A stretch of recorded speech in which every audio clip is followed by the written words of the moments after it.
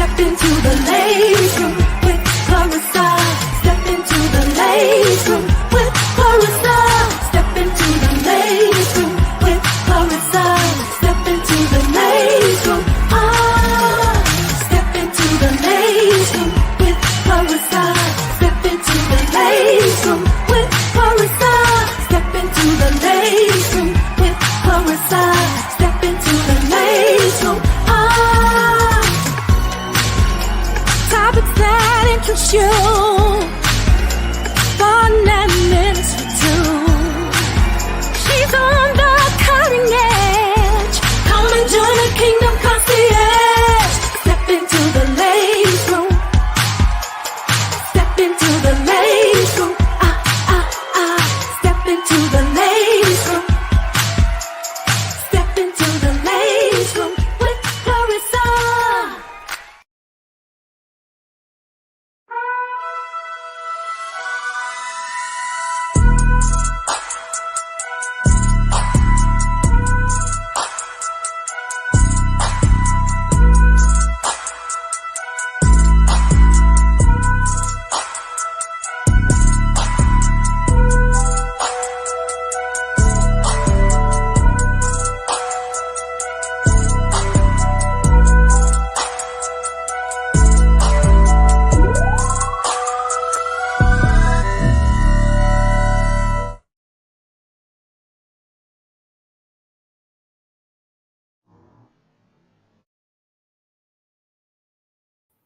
Good evening, everyone, and welcome back to the Ladies Room Talk Show. This is Clarissa Kenty, your Kingdom Concierge, and I am so glad that you're here with us tonight. Be sure to go out there and share this post, share it on your feed, share it with your friends, copy the link, text your folks, let them know that the Ladies Room Talk Show is now open for you. If you're on YouTube, go ahead and hit that subscribe button and notification. It lets you know when we're coming in and when we're dropping in some live videos. So we're excited about tonight.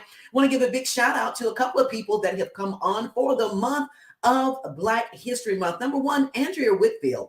She did an amazing job. They had some really great things that took place in Titusville, Alabama. So they talked about some wonderful talent, some spoken word, and just some different dramedies, and some poets were out there. It was just simply amazing. And what Titusville was doing was showcasing people who are connected with Titusville, Alabama. So what a great way to kick off Black History Month. And I thought it was a very good initiative to represent and to acknowledge those talented people. Also, we want to give a big shout out to Richard Franklin. Richard Franklin is with AFT, and that's with the Teachers Association of Birmingham, Alabama, and in the Jefferson County area.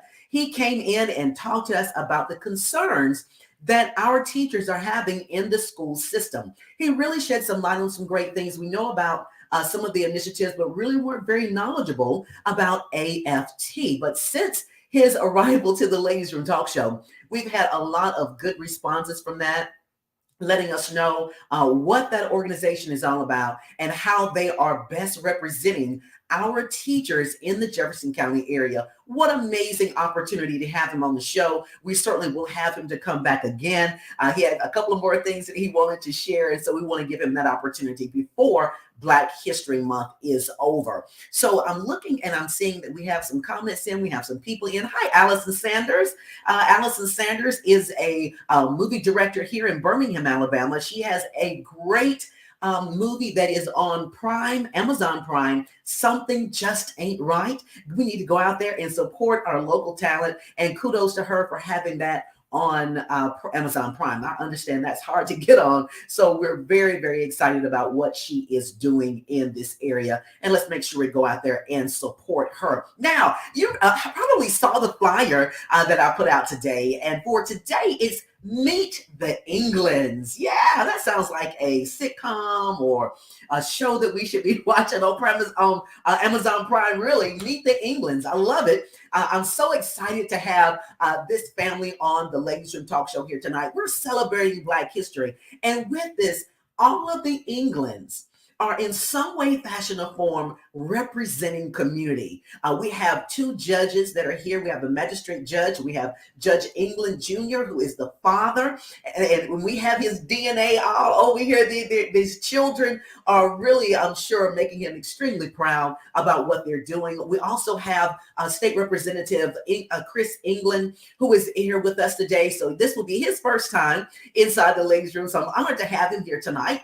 And we also have attorney April England Albright. She has no stranger to the ladies' room. She's been in the ladies' room a couple times, and she's also come to Hoover, Alabama, to represent the initiative of Black Voters Matter. So I'm really excited about what all of them represent and what they bring to the table. So I'm honored to have them here tonight, and we're going to go ahead and start with Dad first. So we have Judge John England Jr., John H. England Jr. in the building, in the house tonight. Welcome back, Judge. Welcome back.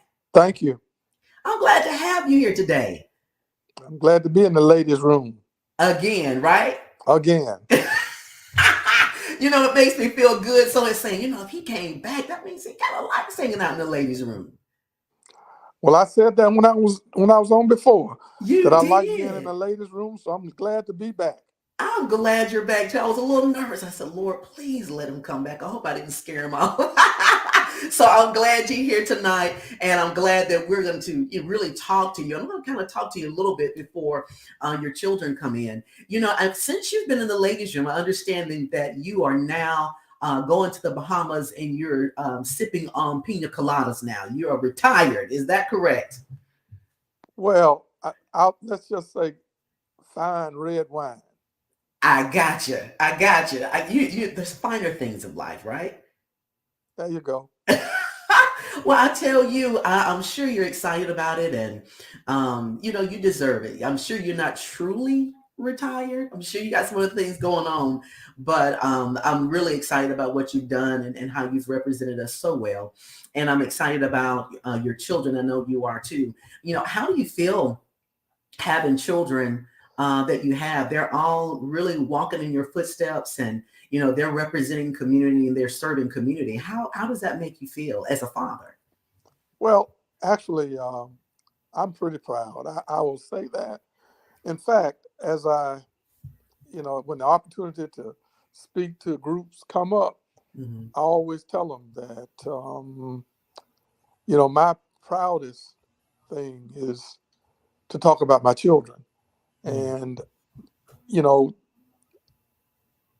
I think they're doing their best to make a difference and to serve the public. And, it's sort of, I can actually say it's sort of my way of, in some fashion, playing it forward. Yes. If you understand what I mean, I do. So, I give all the credit to their mom. I was around, and she gets the credit.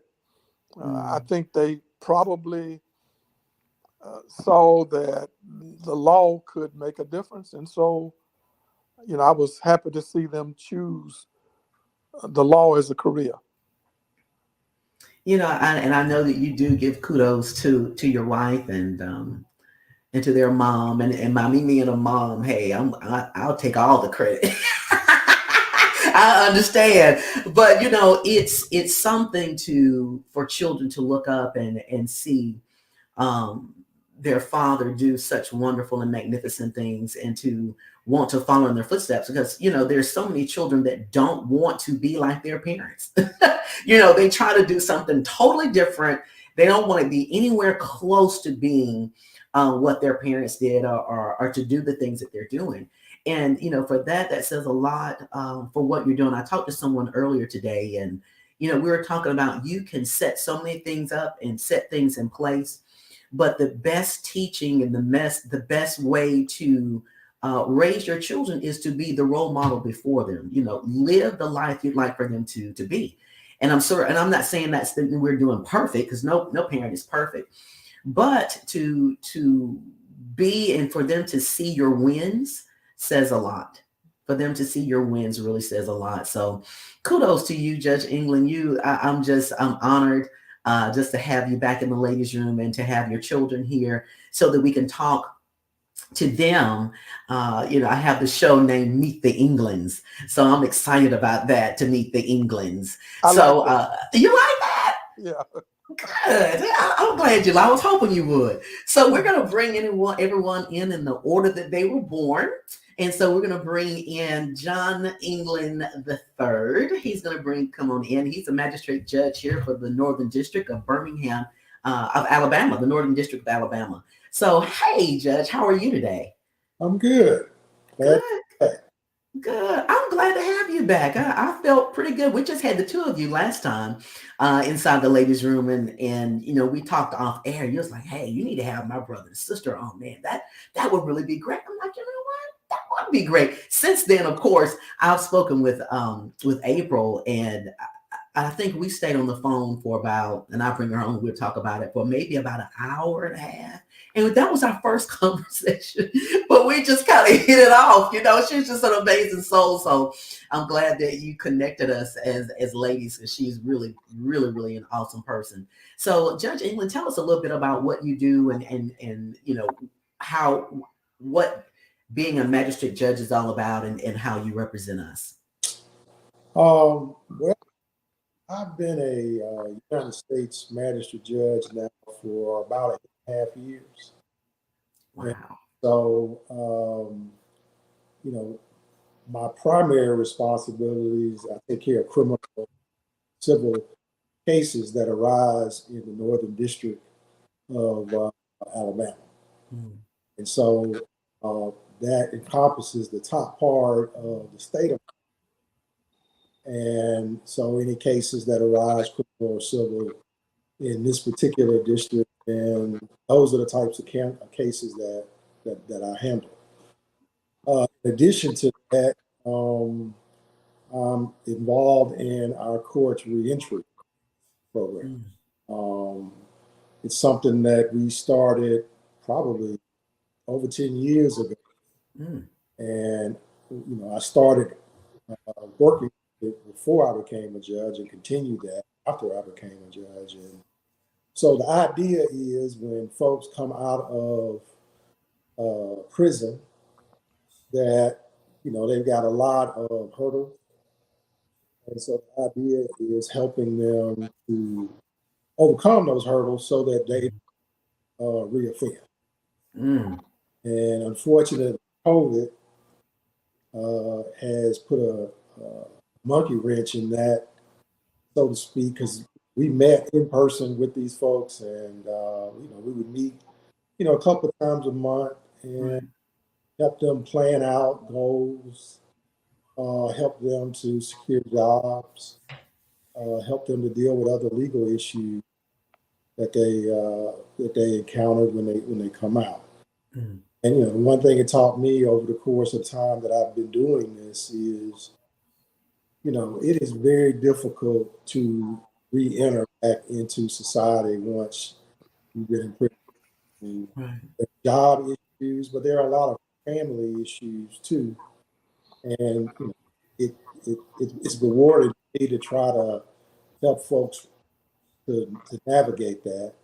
And it's a situation involving folks in the federal judicial system that people normally wouldn't necessarily associate it with reentry. And so that's a little bit about what it is that I do as a United States. Wow. There's definitely a concern about repeat offenders. And it's good to know that you have that program out there so that you can support those who, I just kind of biblically speaking, I believe that people, if they know better, they'll do better. And I truly believe most people desire to do the right thing. And given that opportunity to give them all of the resources and the tools that they need to be successful, I think says a lot. And, there's no secret that the majority of people who are dealing with these types of issues are people of the minority descent. And so it's good to know that those numbers are declining for repeat offenders, and to know that's out there. So, I appreciate that. I appreciate you being on the seat so that we know that justice can be served. So we appreciate what you're doing. Thank you. All right. So next up, we have my girl, Attorney April England Albright. Hi, April. Oh, turn your. There you go. How are you? I'm doing good. I'm doing good. How are you? Good. I'm doing great. It's good to see you again. It's good to see you too. Yes, well, you've been busy. You've been busy since the last time you and I have spoken. Of course, there's been a big election, and you guys have just been paving the pathway there to increase the number of votes with Black Votes Matter. And I have T-shirts, I have masks, with all my little stuff on there. So I'm excited about that. And you guys did a tour that came through up at Bessemer. And I came out there for that. So that I was really excited about that. So Attorney April, tell the listening audience a little bit about yourself, what you do, and your initiatives that you have going on. Well, I am the Legal and Policy Director of Black Voters Matter Fund. And when I first met with you, I wasn't there, right? I was with the Department of Education Office for Civil Rights. So, but here, we call ourselves, the organization is called Black Voters Matter Fund. And we were intentional in that because a lot of folks care about Black votes, but not necessarily Black voters. And so what we wanted to do was create an organization that focused on not just voting, but focused on building power, in Black communities. Because at the end of the day, voting should be an opportunity for people to be able to use their vote to get the representation that allows them to change the quality of life for themselves and their collective community. And so what we do is, we focus on, providing resources to groups who are in communities in 11 states, Alabama being one of them, so that they can amplify the already good work they're doing to bring power. And sometimes that looks like voting and helping people get registered and helping people get to the polls, right? But it also looks like, funding groups that are focusing on, getting rights restored, right? Getting warrants, removed so people can get their licenses back and get jobs and be able to participate and vote. Sometimes it looks like helping people deal with environmental issues in their community.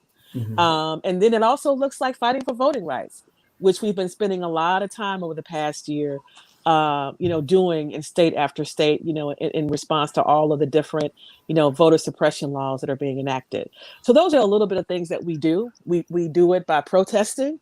We do it by the things I just described, but we also do it through litigation. We're involved in litigation in 4 states right now that range from fighting these anti-voter laws, fighting to make sure that, fair lines are drawn and that are not racially gerrymandered, and fighting to make sure that hard-fought victories, from Black communities, maintain and are sustained. So that's kind of what I do at Black Voters Matter Fund. That is awesome. The thing that really helps this is that you're civil attorney as well, which pairs beautifully with the position that you're in, because you can kind of bring the best of both worlds. Absolutely. You need both. Yes, I'm excited. I'm really, you guys did an amazing job. And you're housed in Atlanta, yes, Georgia. We are in Atlanta. And I think an announcement was made in Atlanta of someone maybe running. That's something I saw out there. I don't know, but I'm sure it's going to be quite interesting in the months coming. Yes, we are. We believe that just as we shocked the world 2 years ago in Georgia, that we'll be able to sustain one of those shocks by, returning Reverend Warnock to the Senate, but also electing the first ever, Black female governor of a Southern state. So we're really excited about the possibility of getting Stacey Abrams elected here. I think that's going to be a good move. And I know you have your work cut out for you, just with some things that we've been reading about coming down the pipeline. So my prayers are for you, and whatever we can do to help, just let us know. We're excited about it. All right. And last and certainly not least, we have our Alabama State Representative, Christopher John England, in the building. Hello, Representative. How are you? I'm good. Can you hear me? I'm not muted, am I? No. We got you.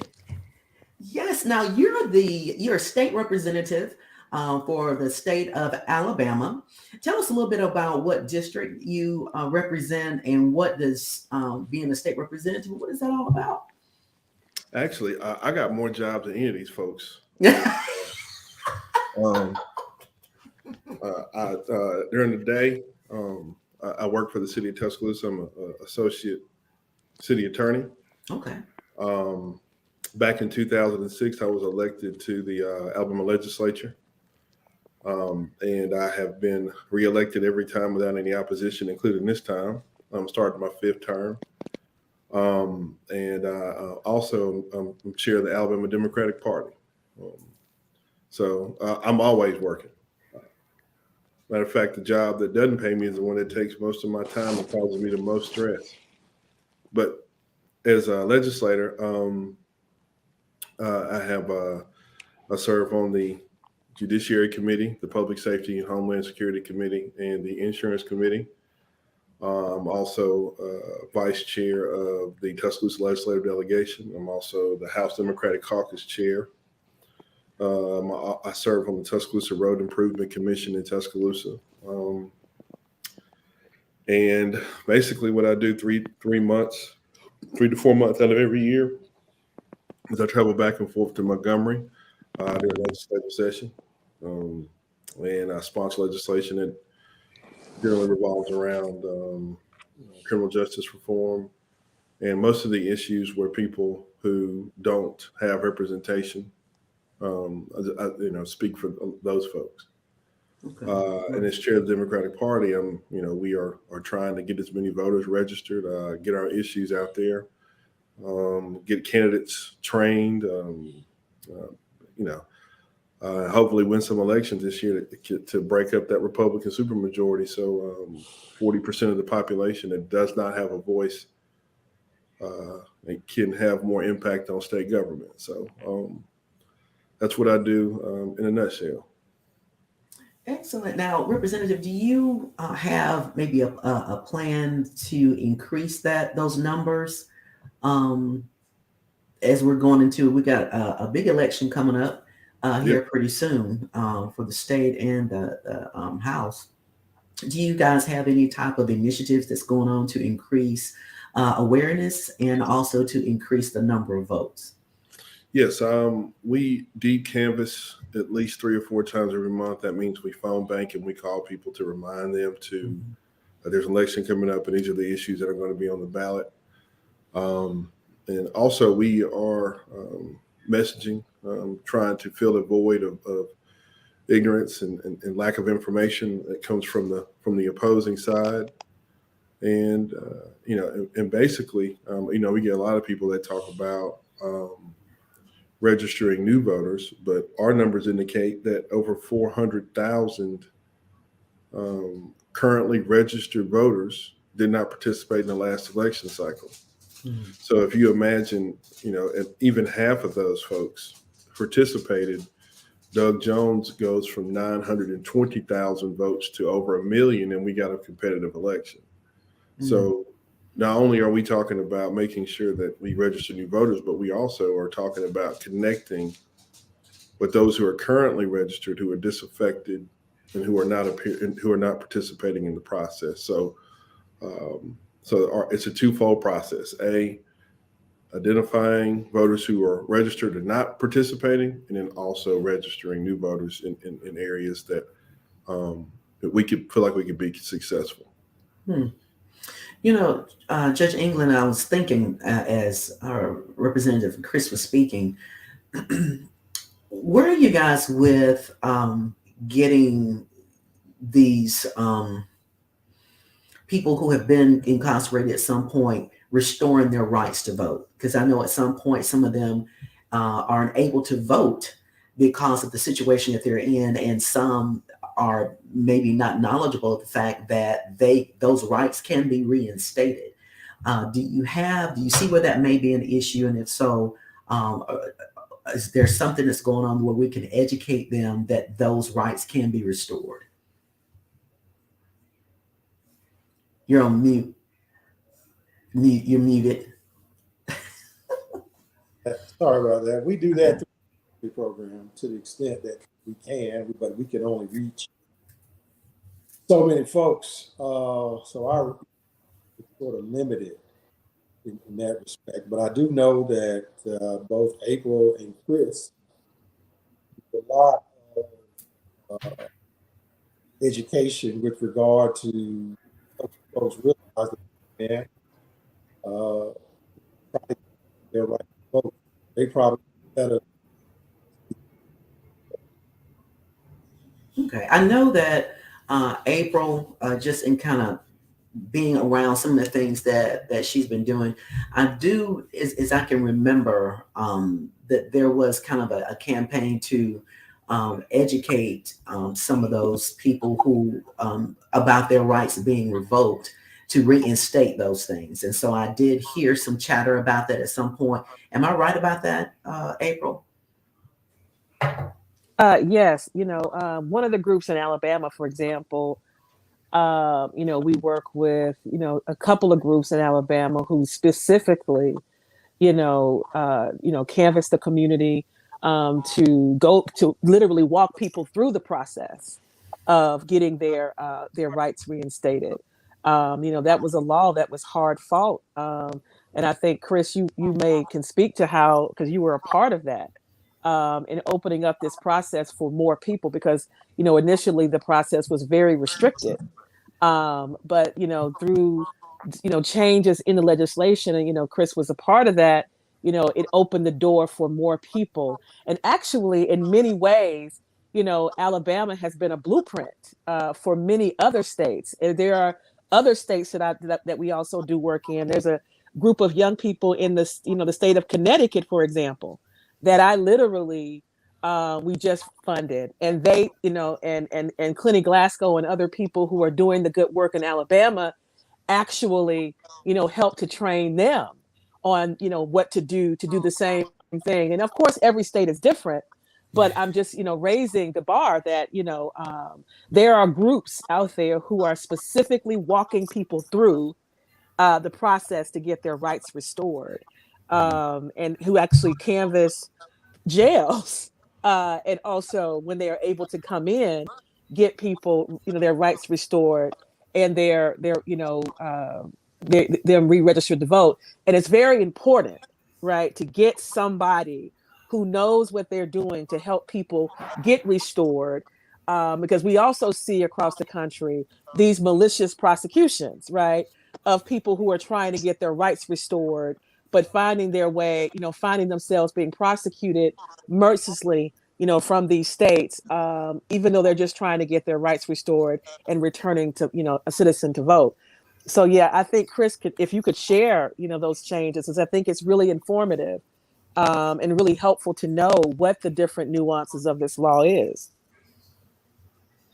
Yeah, we several years ago, in order to disenfranchise a large number of specifically Black people, Alabama had a moral turpitude definition that was extremely vague, and all 67 counties have a circuit clerk or a register, and it was left to each circuit clerk to determine what moral turpitude was going to be for whatever election cycle. So you could go to Jefferson County and somebody could take you off the voter rolls or not allow you to register to vote because you had a possession of a marijuana charge in your history.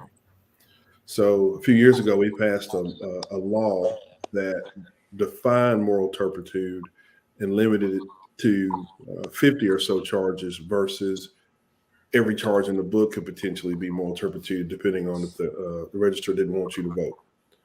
So when that bill passed, it actually created thousands of new voters overnight. Also, we discovered that through the pardons process, it was taking a lot of people a very long time in order to get their rights restored. So I, along with Senator Linda Coleman, sponsored a bill that created the SERVE process, the Certificate of Eligible Registered Voter. So it's a process that stops short of having to go before the Board of Pardons and Parole and actually get a certificate, so you don't have to go through that process. What we found and what we've been able to discover just based on the numbers, and just to put it bluntly, the Bureau of Pardons and Parole is a very racist, bigoted organization where right now pardons and paroles, depending on your skin color, especially if you're a black male, the rate of granted applications is basically 2 to 1 for white applicants to black applicants. So a lot of those things were being denied arbitrarily. So instead of having to go through that process, people can get their rights restored, sorted out. But ultimately, we also discovered, though, that many people never actually lost their right to vote and are afraid to re-engage the process because they've been treated so poorly in the past. So it's not just informing people about their rights to vote, but it's also making sure that they understand how this process works, what's necessary to get it restored, or if you've been convicted of a crime that did not involve moral turpitude, you actually never lost your right to vote. And it's convincing those folks that going back to the process and actually registering to vote is worth it. So we've done a lot of work in that space, making sure that people who have been whose rights have been taken from them in the past are able to exercise them now. Wow. There's so much wrapped around voting just as a whole. And it's a lot of different little holes that need to be filled. And this is one of them. This is one of them that needs to be filled. And I'm so excited that you are filling in these gaps and filling in these holes.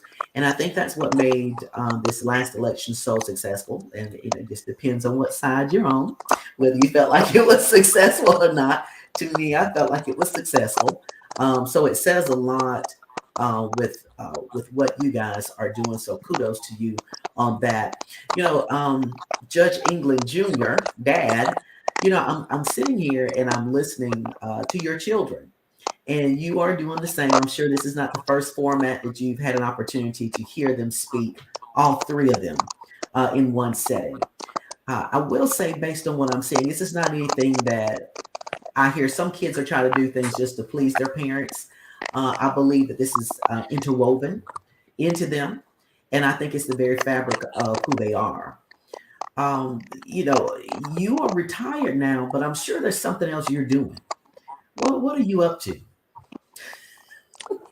I don't know what they're laughing at, but look, there are still things that need to be done, and I'm not one to sit at home and get old. I'm on, as they say, stay on the battlefield so I can stay young. So I teach a criminal justice class at Stillman College. I teach a criminal law class at University of Alabama. I preside over something we call here in Tuscaloosa the Second Chance Program. It's for first offenders who can, by completing a program, they can get another start. They can have their charges dismissed. Some people call it drug court. So I preside over that. But now, all the things I do, they don't start till 2:00. So that's that's why I tell people I'm retired. So you can get me after 2. But not 1:59, but 2. Basically, unless there's an emergency, and then I'll come in then. I also do a little substituting in municipal court, so I stay busy. I stay busy. You have to. It's great knowing that you're doing something at Stillman College, which means that you are duplicating yourself. And I think it's very important that, all of us that are on this live today, we're all in a position to where we can duplicate ourselves. We need more judges. We need more attorneys. We need more state representatives. And so I think, to be able to go back and duplicate ourselves. And what you're doing, I think, speaks a lot. When I saw on the news that you were retiring, I'm like, really? I don't believe that. So now I know you're retired until 2 p.m. Yeah, I guess that's a good way to put it. It's a good way to put it. I'm really, really excited. You guys are just, you don't realize how much of an impact you're making on people doing what you're doing, and to be able to have the whole family doing similar to the same thing. And like I said, it's serving people. And that means that you love people. You may not always like them, but you do love them because you're serving them. And so, do you guys ever get to a point or ever have those moments like, I really just don't like people today? Do you ever have those? I'll go to Chris first. I saw his face go like, So do you ever have that moment where you're just like, I'm just not feeling people today? Every day. Every day. Right. If you can imagine being in the Alabama legislature, and I'll take tomorrow, for example. We've got a bill that is anti-riot bill. We got a bill coming up that allows for permitless concealed carry, and we have a bill that's going to deal with transgender children in bathrooms. 3 issues that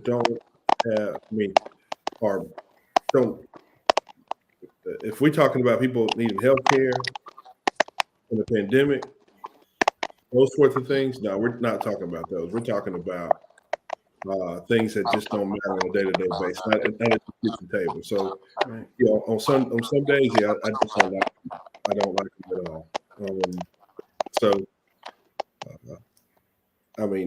I'll leave it at that before I say something. I was going to say, we probably just kind of need to tread lightly on this. I'm trying right now just to kind of keep it between the ditches. Right. Okay, well, Judge England the third, what do you think? How about you? The question was, Yeah, do you just have those days sometimes you're like, you know what? I just don't know if I like people today. Yeah, sometimes I don't like my brother. Did you say you don't like your brother? My brother, and that's just, so it's, I think, from day to day, people challenge you. And the thing is reacting and treating people grace, and remembering that you might and so my approach most days is to and try to give folks grace. I think from one day to the next, unfortunately, I think all of to folks who are have a difference. You might look at things a lot different than you do, but there should be a space so that folks talk about different things and do it in a way that's respectful. I'm mindful that every day that I go in, there's a lot of folks in front of me with talent,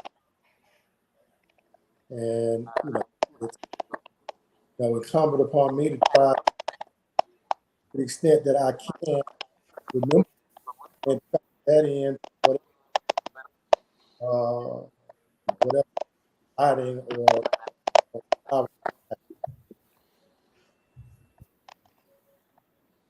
That was a very good answer. I know. Very, very thought out well. What about you, April? Yeah, I won't be as I do get tired of folk. And I'm tired of the Supreme Court, right? who are on a warpath to basically impose the Voting Rights Act. Right? They are working as hard as they can. So I'm tired of the United States Supreme Court. I'm tired of two senators in the that black voters fought hard to give power to the Democrats, and so I'm tired of not being able to get the things that black folks feel is important, like voting rights passed, right? Because two people are continuing to act like they believe in a party that reflects the multicultural, diverse nature of this country, but yet they don't legislate like it, right? So yeah, I'm frustrated. I'm very tired of that. I'm tired of these red state legislatures who are doing whatever they can to enshrine their power, even though their population status is shrinking. And it's very likely that with the Supreme Court and with these local state houses, it's going to be very hard for black voters and other marginalized voters, to realize their power. And when they can't realize their power, then the conditions they're trying to change, right, won't change. So yeah, I'm tired. I'm frustrated, and and I try as often to talk about how frustrated we are, because there ain't no need, right, in acting as if these things are not happening, and that it's urgent, that we collectively express our frustration, not just verbally, like in these spaces, but also in any other form that we can, so that we can bring some changes. So it's hard to show grace when you know that people are scientifically and deliberately, with precision, trying to take us into an era that is going to neutralize our ability to bring change. I'm listening because people who are called to serve people get the most attacks as it relates to people. And I get that. But there's something about the Englands that keeps them in the game and not throwing in the towel. Okay. It's something about the Englands. So I'm going to go to the leader of the Englands here and figure out what are these Englands made of that gives them their stick and stay power. Dad? Well, I'm going to say my mama, Willie Ann England, because, for all of my life, I tried to make her proud of me. And I know she tried to figure out a way to get along and to serve. And she made my dad, John Henry England Sr., a good man, despite a third grade education from a family of 13 children who had nothing. So I say it's my mother, and my children got a chance to know her, and I think a little bit of her rubbed off on them. So that's who I attribute it to, and because I know that's where my motivation came from. So And by the way, say, she lived in Powderly and on the south side, and most of her working life she worked for Ollie's Barbecue. There in Birmingham. So what was it? Was it that you saw her hit rough times and keep going? Was it conversations that she had with you along the way?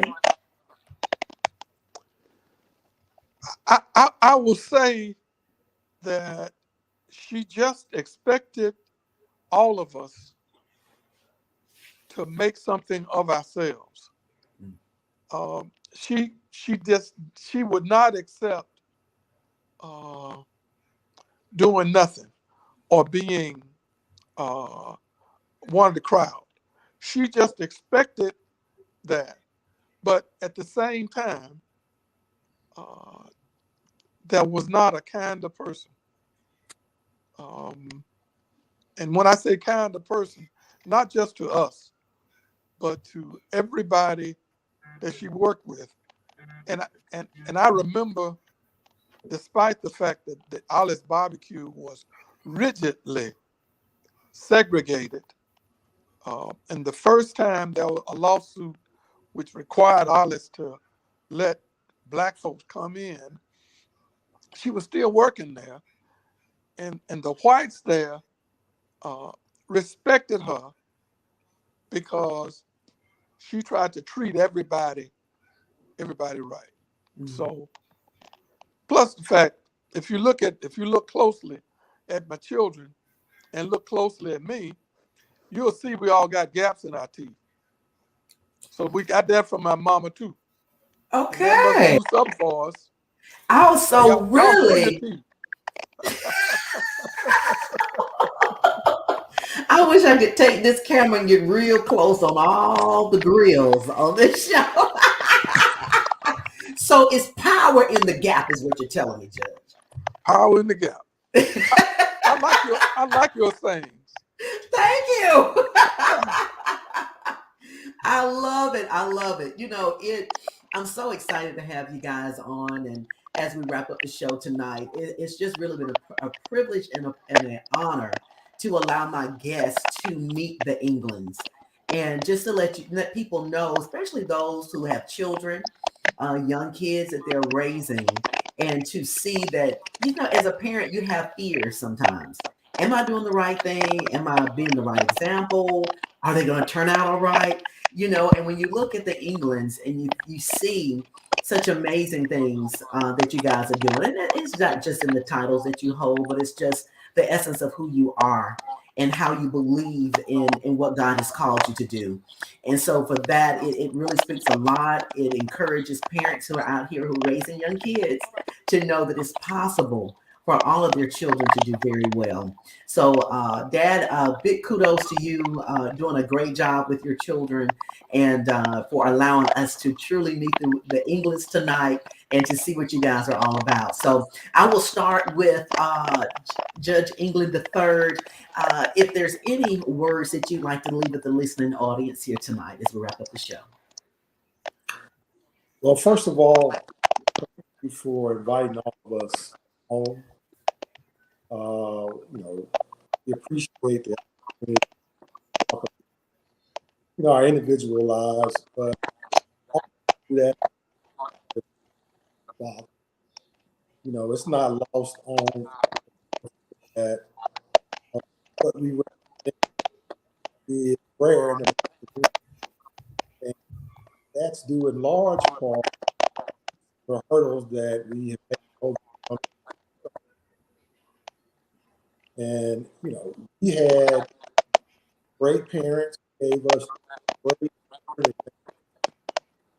and they both showed, you know, that in order to do something, you gotta work to it.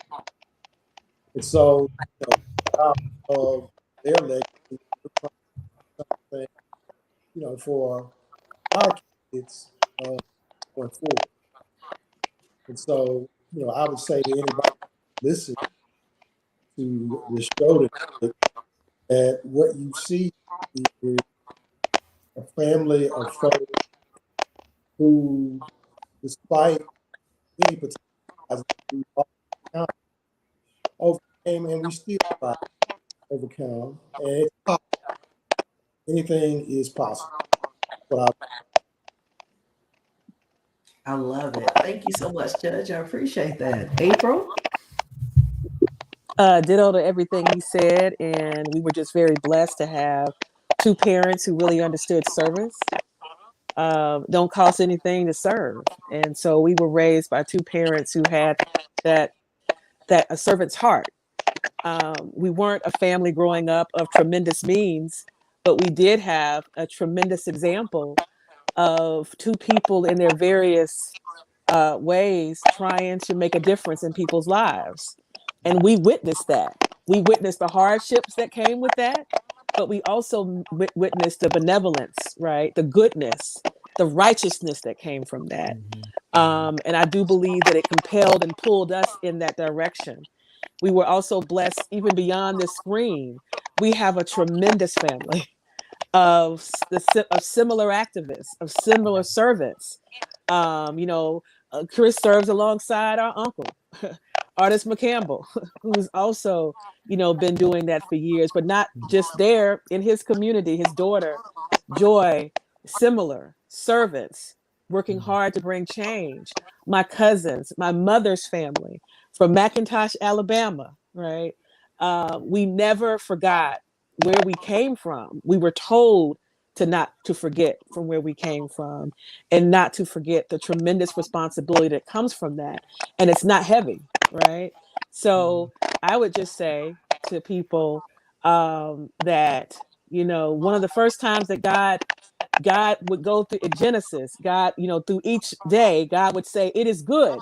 Yeah. It is good, right? After each day of creation. And the first time in the Bible that God became critical of creation was when he determined that man shall not live alone, right? That man needed help. And so in that legacy, I just think that we have to remember that if we're going to be able to get the things that we want individually, if we want to see the changes in our communities that we long to see, we need each other in order to do that. And so, that is what I will lead with is we need each other. I love it. I love it. Chris? I think one of the things that I take away from growing up with my parents is that we didn't have any excuses. Both my mom and my dad made sure that we understood things they struggled through, all the way from when they were in Tuskegee. And my mom used to tell me about the bus ride from McIntosh to Tuskegee and how they couldn't get off the bus because they may not get back on it, or having to use the bathroom in the woods and all that kind of stuff, to my dad struggling through being a black lawyer. And some people carry a benefit of the doubt, some people carry a presumption. Black folks carry a presumption of guilt or incompetence or laziness. So watching my dad have to go into all these situations, having to overcome their presumption, and also in all situations having to overcome being the first black person to do this or the first black person to do that, it instilled in me that there is no excuse. I can't wake up in the morning and say I'm tired or I'm afraid of doing something, knowing that my dad said the same thing. We wouldn't be where we are right now. So, and they also made sure that we were both all of us were really grounded, because I remember days when April and John will tell you, he would wake us up and say, we're going to Selma today. And I hated it. I absolutely couldn't stand it. But, going to Selma, I experienced an opportunity to meet John Lewis. Or he would take us to different places, and I got a chance to grow up with people like Michael Figures and Hank Sanders and Charles Steele. So we had a strong foundation of what it looked, of what leadership and courage and what sort of example it set for us. So we just really didn't have a choice. And it also became, for all of us, this second nature. So we really didn't have an excuse. And for me personally, that old adage about the footprints in the sand. For me, I got my sister's footprints in the sand in front of me. I got my brother's footprints in the sand in front of me. I got my dad's footprints in the sand in front of me. So, unless I'm stupid enough to not follow them and do something like become chair of the Democratic Party, like my dad told me I shouldn't have, everything, if I do the right thing, the easy thing, they've shown me that everything's going to be all right. So that's what I'll say to everybody. you don't have to tread new ground. Sometimes the examples in front of you are good enough to help lead you forward. And I'm thankful that I've had that opportunity with my brother, my sister, and my dad and my mom growing up through my lifetime. Now that's one of the benefits of being the last one born. That is the when you can look at all the mistakes that were made. I'm the oldest of the family, so I took over everybody. I didn't say anything about mistakes. I mean, Yeah, but still, you baby, you cut from a. I don't know. I have this thing against the babies of the family. I don't know. I love it. Now, Dad, your final words for tonight. Well, I've sat and listened to my children demonstrate great wisdom. And I sometimes think about,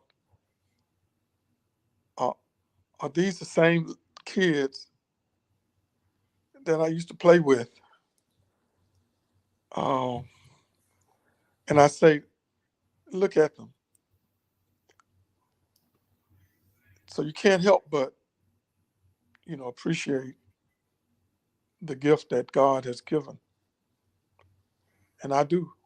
Of course, I sometimes will be at a meeting and somebody will say, Judge England, and they're not talking to me.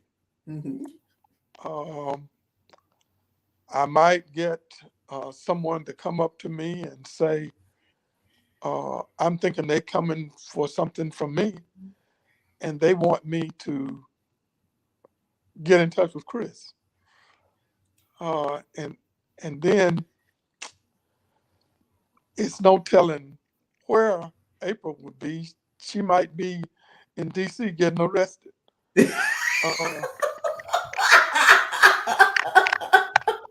And so, life is full of ups and downs and great joy, for which I'm thankful. I sat here and I was able to see your responses to your children as they're making different comments and different things, and just to see the joy and just the spirit of being so proud. I saw it on your face tonight, and it was good to see that. It was really, really, really good to see that. So again, guys, listeners, we're wrapping up the show here tonight. Such an honor to have the Englands inside the Ladies Room Talk Show. And certainly I want to tell all of you that if any time you need a platform to push a bill out or get some campaigns going with voting, or Judge England III, I don't know. I don't know. You do a little something different. I don't know what you can use this platform for, but you can just tell me. So, because I know your line of work and what you do. And then, of course, Dad, at any time, I know you're working with young people. You got some initiatives that you have going on out there. The Second Chance Initiative definitely piques my interest. So if at any time you need this platform, it is available to all of you. And again, I'm so honored that you guys took out the time tonight. Chris, I know you have to go to session tomorrow, probably bright and early in the morning. So I do know about that. But is it Tuesday through Thursday? I think is how it goes, 4 days a week, something like that. Yeah. So tomorrow's gonna be hell too. Yeah, based on what you told us earlier, I'm sure it's gonna be quite interesting. So again, we'll be praying for you then. We'll be praying for you. Again, thank you guys again for joining us. And hey, the listening audience here tonight, meet the Englands. They are in the building. Certainly, if you just popped in for half the show, go back and get the replay and check it out. Share this live with all of your networks. Share it with your friends. Share it with your friends that you know on your Facebook page. Go out there on YouTube and share this link as well, because this is a great family that we all need to know about. We've learned so much great things from this unit of family and the camaraderie that they have together as a team. I'm just so honored. So again, guys, thank you so much for joining me inside the Ladies Room here tonight. kudos to you. Love you guys so much. And thank you again. Thank you again. All right, guys, we'll see you guys back here next week, Monday night, for another great show. We have some people in here. Let's see who came in. Look at all this power on the screen. Absolutely. Mr. Walker, definitely much power on the screen. And then we have William Washington, who came in. A powerful statement is spoken here in the value of hard work and determination stemming from a third grade education. God bless you all, and stay in front for Black civil rights. Absolutely, guys. Got some new followers inside the ladies' room, so we're glad that you're here tonight. Those of you who are new and joining the live feed, go ahead and hit like and follow on Facebook. And if you're on YouTube, certainly feel free to go out there and subscribe, hit that notification bell so you know when we have new shows that are coming on the airways every single week. All right, guys, thank you so much for joining us inside the ladies' rooms here tonight. We love you. Stay the course and enjoy the journey, because God is in control and he will take care of you. Much love. Peace. Good night. Step into the ladies' room with Clarissa.